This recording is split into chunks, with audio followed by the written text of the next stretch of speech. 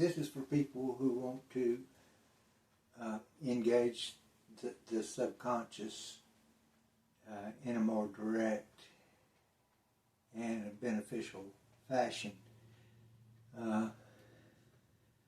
Normally when you talk about connecting with the subconscious or being involved with the subconscious, you're talking about a larger concept of the subconscious, as in psychology, I guess. And the technique to do it, one technique to do it is visualization, Carl Jung's visualization. And what I'm talking about here is the same technique, but it's a different application. And the subconscious that I'm talking about is just your alter ego. When you're in the dream state, you're in the conscious bubble, you're sleeping. Maybe when you wake up you recall it, or maybe while you're dreaming, you can affect the dream, or you're aware of that fact that you're dreaming, and it's something like, I forget what to call it now. Anyway, the subconscious that we want to connect to, that I want to tell you about, is just the little fella who's right on the other side of the conscious wall, who is presenting the dream to you, and who is also observing the conscious world. And he's just your alter ego. And you're the little guy on the conscious side of the bubble that is participating in a conversation. The dream state and visualization is a communication between the subconscious and the conscious state. Visualization is just the inverse of dreaming, where you're presenting the image, and it's the same mechanic as when you are that same mechanisms in your brain and in your conscious and subconscious state.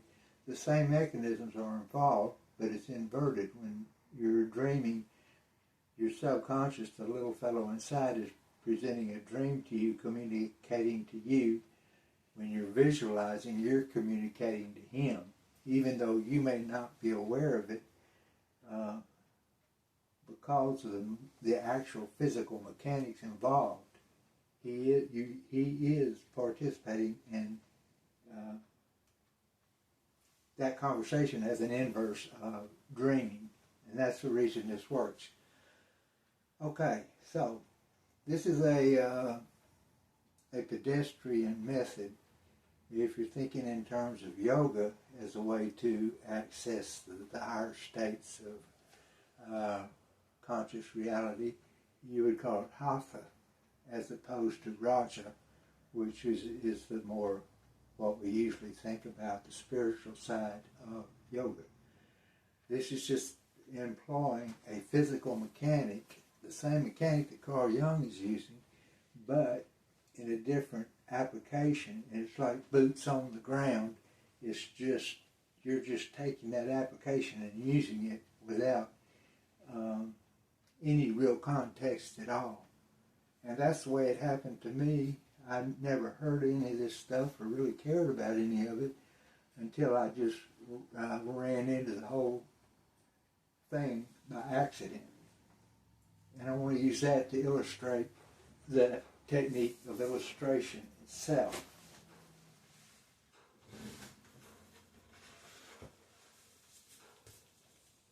And this is it. It's very simple.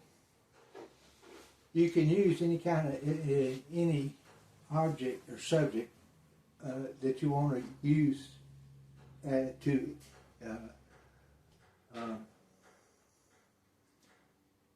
visualize, and this is probably the simplest one. what happened was I was painting and I had a really brilliant idea, which didn't work out, but it did cause what I'm explaining to you now about the subconscious. It did cause me to connect to my subconscious. But I wanted to investigate colors as I ran into the practical problem of trying to understand Raphael and the way the people then in the High Renaissance were using new techniques and color. And I couldn't really get a handle on what it was they were doing. But I thought to myself, instead of painting a bunch of pictures and employing color, which is a historical method, painting is also the inverse of dreaming. Of course, quite obviously, you're physically producing an image, which is the same thing that happens in the dream state, and you're actually producing a physical image. But it's the same as if the subconscious is producing an image, except, of course, the mechanics are inverted. It's inverse. Anyway, I had the brilliant idea that instead of painting a bunch of pictures and studying color by observing the pictures, I would just try to visualize those different color combinations. And I would do this by flashcards, by visualizing flashcards just up in space around my head. And I'd do this like before I went to sleep when it was dark, because that was the easiest time to do it. And this is what this is here. That's precisely what I started with. Now, this was a serious problem to me in painting, so I was bound and determined to make it work, to make something out of it. And so I pursued it for, a couple of months. And at some point, something very strange happened. The subconscious started dreaming the same cards that I was producing. And the only thing I can say about actually doing this, you have to be careful when you're doing it that you are actually producing an image that you're seeing in your mind's eye. It's not, you can't just imagine that you're doing this, you have to actually do it. You have to project the image of the color. You have to do the actual physical visualization, produce the color, and then see it. Might not be as easy as you might think it to be. It's just something you think up. It's not quite that simple. But I practiced it for months, and at some point, the subconscious began doing the same thing in the dream state, putting up cards.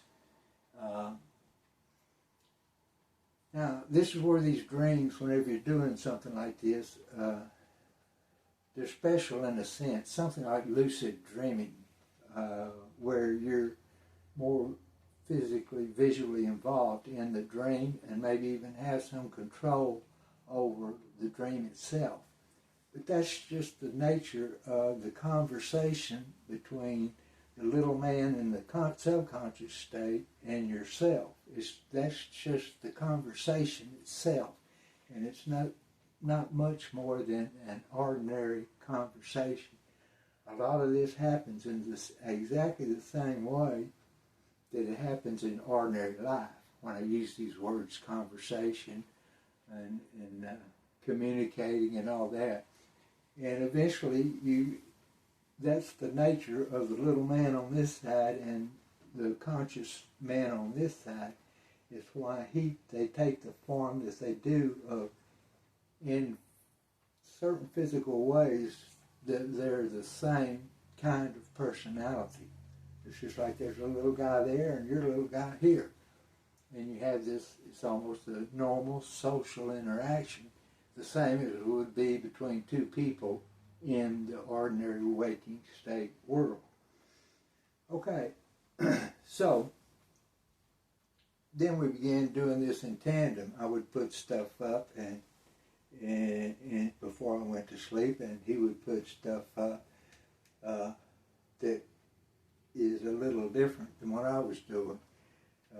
So I tried putting large numbers of these cards. It's like a Mondrian painting or the Rubik's Cube, where you got a lot of little squares, and maybe you can build a plane out of it, a vertical plane or horizontal plane, and there's different tricks you can try to do.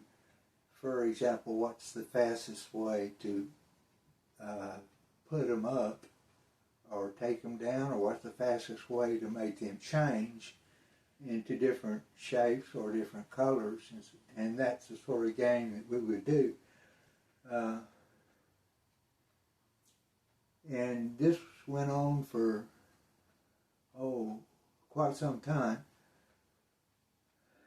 I did it, there wasn't really a purpose to it. I kind of forgot my purpose, which was Raphael's problem. The problem I had with how he used colors.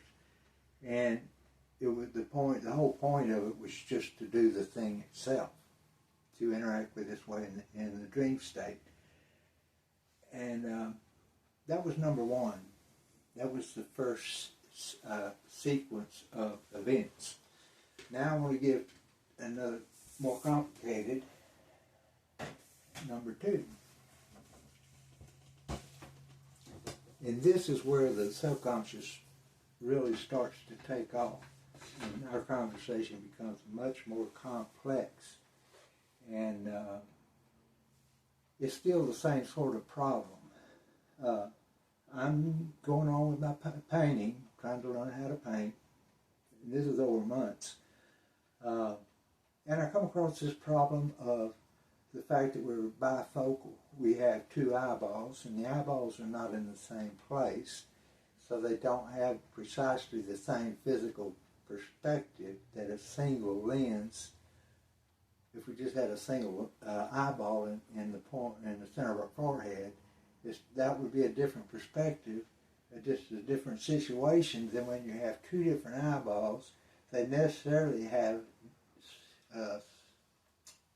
different perspectives, but it's a small difference. The difference is the difference in the placement of the eyeballs.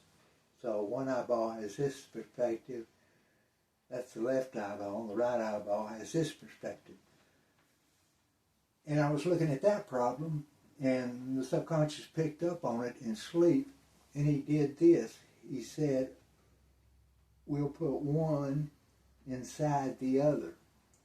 And the thickness is the difference in perspective, say around the outside edges where they intersect, but also where they don't intersect. So you have maybe the left eye inside and the right eye perspective outside. Now, he does this as a device just to what you would call an idiom to use in our conversation, because he can demonstrate different things with it. And what he does is he assumes that all the mechanism of the entire conscious state, all the mental, visual mechanisms, are used in reconciling those two different perspectives. You may not use all of them, but you may use a little bit of every last one of them, or you may use just a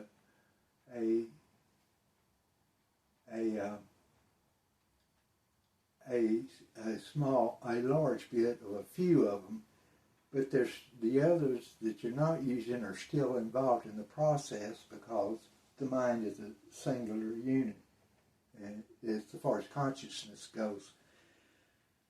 And so that's the kind of a rationale. It's not serious, but what I'm saying is it's not physically serious. It's not a serious physical theory. It's just a linguistic device that he can use, because he can then dream of a spherical thickness, a solid sphere that he's looking through at when he's looking at our side of the world, the conscious state side. And inside of the shell of that sphere, it's a sphere that is a shell, in the thickness of the shell is all the mechanisms that he has that he knows about, that he uses. So he can then use that to, when he's looking out, he can demonstrate what he observes as different mechanical functions, the mechanical functions of the conscious state and subconscious state, the devices that he is manipulating, and he can separate out those mechanics into different parts, solid parts of the sphere. And that's how he uses it. So he can just demonstrate, just all kind of things, whatever he wants to.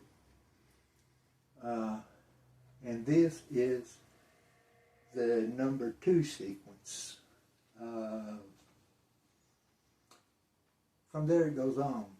And this occurred, I don't know, maybe it was 2 or 3 months when I picked up the first one, and we ran that for 2 or 3 months before this one, he started using this one.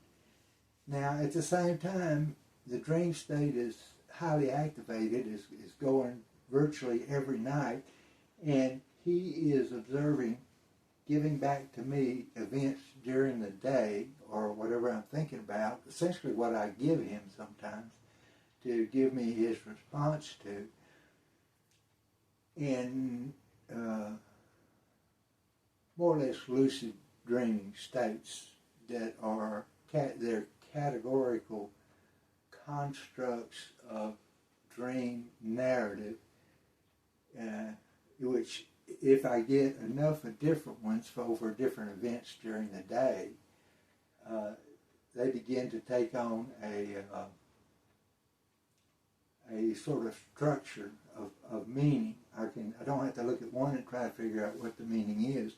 I can look at them in the context of maybe 10 or 12 or 14 different dream constructs that he's given me for events, and then I have a pretty sure way of communicating and understanding what he's communicating as being the meaning of that dream.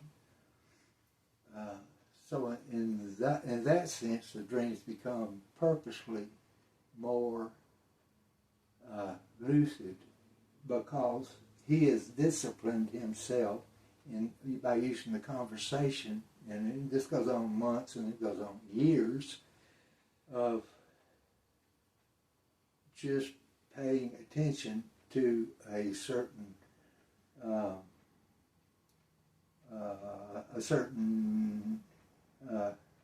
kind of event, and taking a certain approach to events that are the same, although they give different results. The mechanics involved in the what he would use to derive the narrative of the dream state, it only has a certain range that it will go through. And the things that are usually considered a part of the subconscious, things you might want to learn about it or might want to use to your advantage or something, all of that is thrown out. All of those considerations are absolutely refused as part of the agreement between himself and myself as to what's the best way for us to carry on with this kind of communication. He has the same motivation that I do from his own perspective. That everybody's curious about it. They want to know. And he wants to know. He wants to understand it. And of course, we all want to understand it too. And it's a natural function to do so. And what I'm giving you is the way to go about it in a very boots on the ground method. The next big thing to come up, I'm studying painting, and painting is something that keeps our conversation level and going in a certain singular direction. It's not all over the map. And what I'm beginning to learn in painting is how visual mechanics, the painters do separate out the conscious and the subconscious. The visual mechanics are different in the two eyeballs, from the right between the right and the left eyeball, as they go to different sides of the brain, and the functions of the brain are different. And the painters recognize this, and it enters into the sort of lexicon of visual formulation of images on the canvas. And this is over history. This goes all the way back to the Egyptians. And of course, the front runners in the modern painting are the post-impressionists, and most particularly Van Gogh and Cézanne. But what got me into this was, of course, Raphael.